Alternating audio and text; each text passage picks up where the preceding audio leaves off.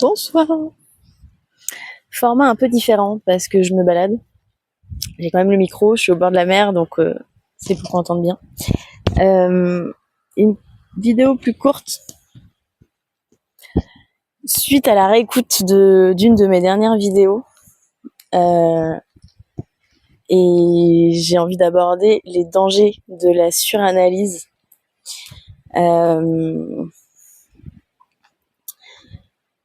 Et le fait de penser sa vie plutôt que de la vivre, de se couper du coup beaucoup des gens autour, parce que quand on tombe là-dedans, et le cerveau il devient ultra fort à capter tout ce qui se passe, tout ce qui se joue dans les relations, dans les expériences qu'on vit pendant qu'on les vit. Et donc ça peut bloquer l'action carrément. Et quand on redescend de ces moments d'hyperanalyse, alors c'est différent de la rumination. La rumination, c'est plutôt quand on est seul chez soi, qu'on a du temps et qu'il y a des pensées qui reviennent et tout, même si ça fait partie de la suranalyse. Mais le faire en temps réel, ça coupe l'expérience et on réfléchit les choses plutôt qu'on les vit. Donc on passe à côté déjà de plein de libération émotionnelle, parce qu'il y a plein de choses qu'on vit qui au final sont juste des fois pour nettoyer un peu notre passé, pour comprendre, enfin avancer, voilà, tout simplement, nous orienter aussi, parce que les émotions c'est des boussoles, des panneaux indicateurs. Et si on analyse en direct l'émotion au lieu de la vivre, on coupe le mouvement et revenir au corps, du coup, c'est important, se bouger. Alors, c'est connu que, par exemple, quand on n'a pas envie de bouger, pas envie de faire du sport, c'est justement ça qu'il faudrait faire. Et quand on va se balader en nature, qu'on se pose à un endroit et qu'on arrête un peu de penser, une des premières pensées qui vient, c'est justement que le corps, il attend qu'on lui fasse vivre des choses qui le rendent vivant, en fait.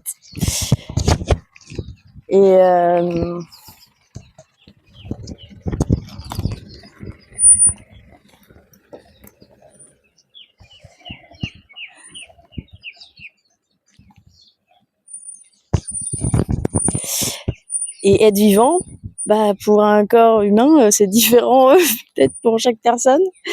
On n'a pas tous envie des mêmes choses, on n'a pas tous la même manière de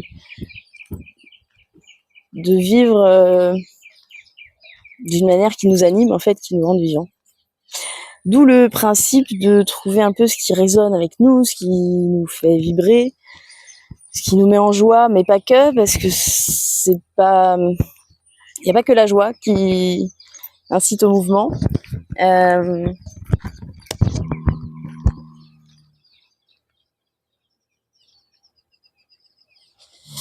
du coup, retrouver ça, c'est un petit rappel à moi-même, hein, en même temps.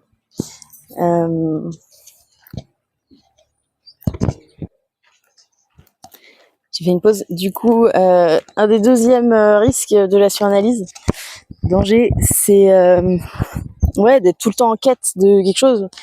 On entend beaucoup parler en ce moment que des fois d'être en quête du bonheur, en quête de plus, d'autres choses, ça nous fait passer à côté des instants et du présent.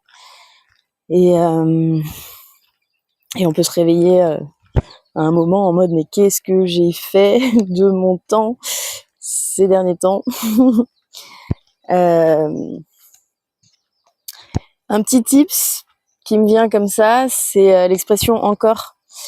Quand on se surprend à être encore en train de penser à quelque chose, c'est une invitation à revenir encore dans son corps. En tout cas, moi, je le prends comme ça. Et c'est pour ça. Mais c'est dur à quitter, en fait. C'est que quand on a un esprit qui suranalyse beaucoup et qu'on est resté longtemps là-dedans, il y a un côté hyper grisant en fait, d'essayer de comprendre les choses, de faire des liens, de voir pas des signes partout, mais de découvrir la symbolique des choses, du langage de son corps, de plein de trucs. Et bon, je suis assez partisane de suivre le process et de faire ce qu'on a envie de faire dans le moment. Donc, si je suis encore là à filmer une vidéo, bah c'est que j'aime bien faire ça. Et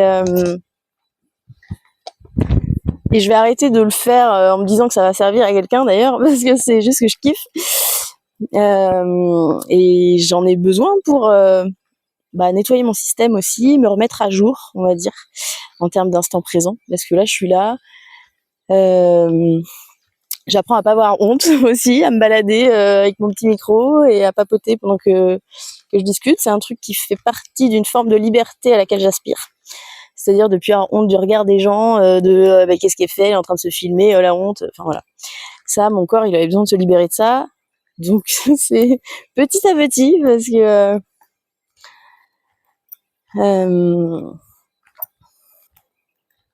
le faire au milieu des gens, c'est encore un autre step, on va dire.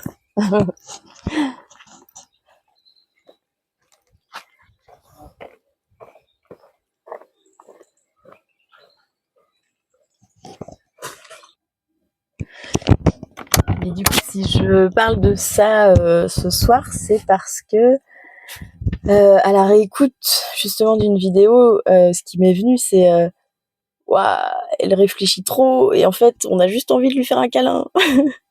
Et je sais pas si c'est ce que tout le monde se dira. En tout cas, moi, c'est ce que je me dis parce que je trouve que ça, c'est un état, la suranalyse qui fait quitter un peu le corps et du coup le corps a tendance à envoyer des signes en mode je suis là, j'ai besoin de je sais pas, de tendresse, d'attention, de contact humain tout simplement. Et c'est assez dingue de se dire qu'après euh,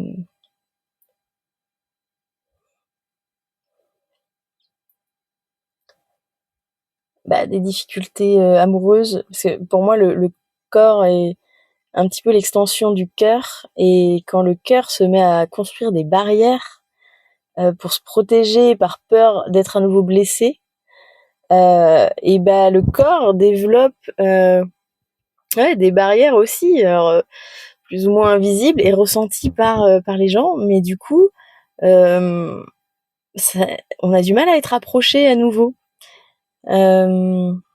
Cette impression d'une forme de distance qui s'instaure.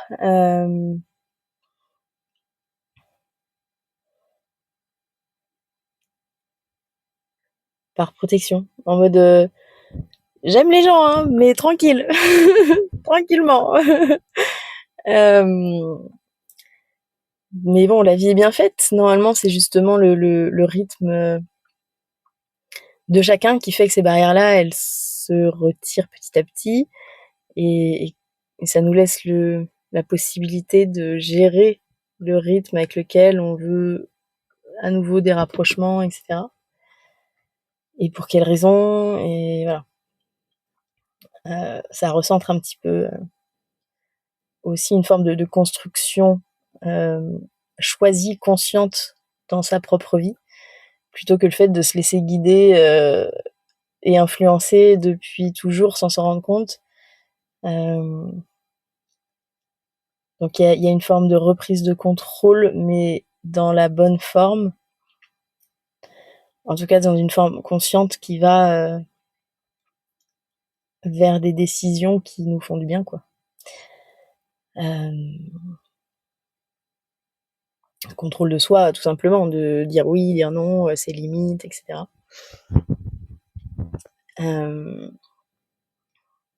Qui permet de retrouver de la sécurité et